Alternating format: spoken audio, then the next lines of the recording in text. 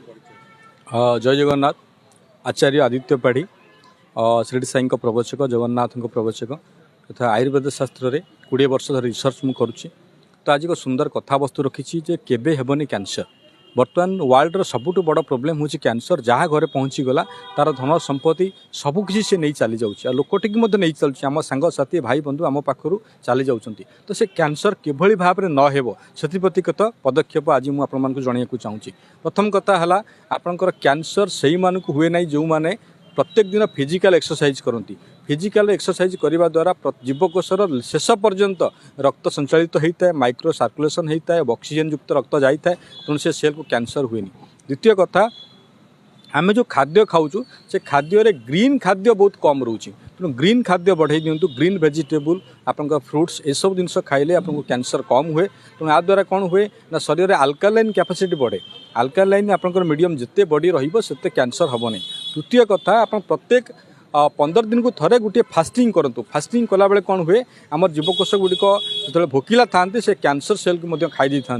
तेणु cancer cell Gudi से संपूर्ण खाई हजम कर दे था। तेणु से आम जगन्नाथ संस्कृति में एकादशी 15 दिन को थरे रही। आमर पुरातन प्राचीन संस्कृति उपवास रही। विभिन्न पूजा पर्वाणी आम एकादशी करूँ ना आम उपवास रहूँ। तेणु समस्त को अनुरोध समस्ते उपवास रही चेष्टा करूँ 15 दिन को थरे।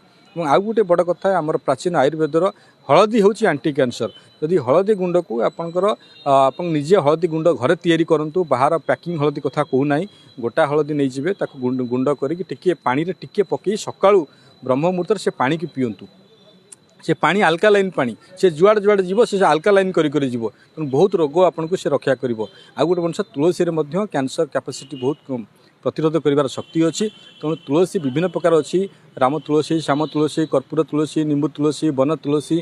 तो ये सब तुलसी को व्यवहार करूँ। तुलसी अर्क व्यवहार करूँ, तुलसी रस व्यवहार करूँ, तुलसी जूस पिंतु। देखिए आपको कैंसर हबार मात्रा कमिज।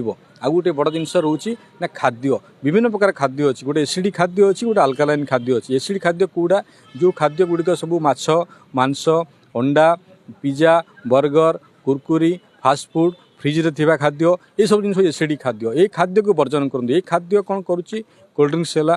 ये खाद्य आपंक बॉडी को एसिडिक फैक्टर बढ़ाऊँगी जहाँद्वारा कि आप बॉडी जिते अधिक एसिड बढ़ो आपको कैंसर भली रोग हम। तेणु ये खाद्य को आप कौन करूँ कम करूँ कि गोटे मस छाड़ी आप देखते आप बॉडी केमती लगुच।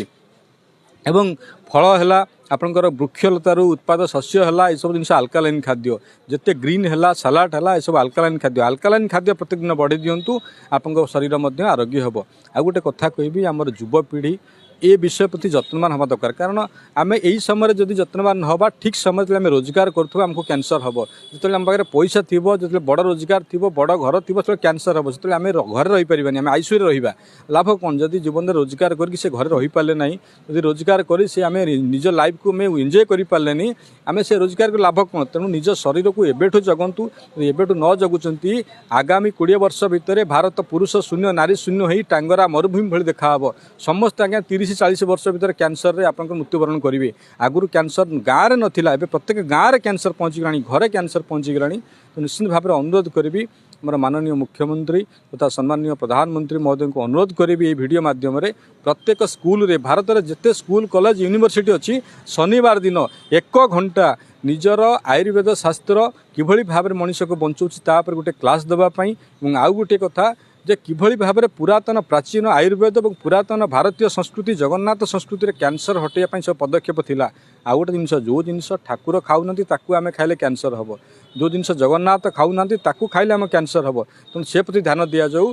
आमर भारतीय संस्कृति भारतीय परंपरा रे कैंसर नथिला। ये जो कैंसर आसूची ये सब हूँ पाश्चात्य संस्कृतिर प्रभाव। तेणु आमर कुनि कुनि पिला मानकु आपण सतर्क करंतु। कुनि कुनि पिला मानकु प्रत्येक स्कूल रे प्रिंसिपाल मानकु अनुरोध करंतु जे शनिवार दिन से माने गोटे घंटा पिला मानकु भारतीय संस्कृति एवं रोग निरोग संस्कृति किभली भाबरे रोग न से विषय गोटे घंटा से ट्रेनिंग दिंतु। नहेले काली सकाळे स्कूल बाहर कि कॉलेज बाहरला पर से कैंसर हॉस्पिटल पहुँचे लाभ कौन हम। आम एत पाठ पढ़ाऊँ सब कुछ पिला पाठ साठ पढ़ी गोल्ड मेडल से है कैंसर हो जाइए।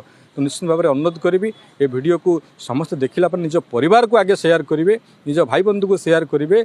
जदि आप भारत को भल पाउथिबे भारत लोक बंचिया शेयर करेंगे। जय जगन्नाथ। भगवान आपंकर मंगल करंतु।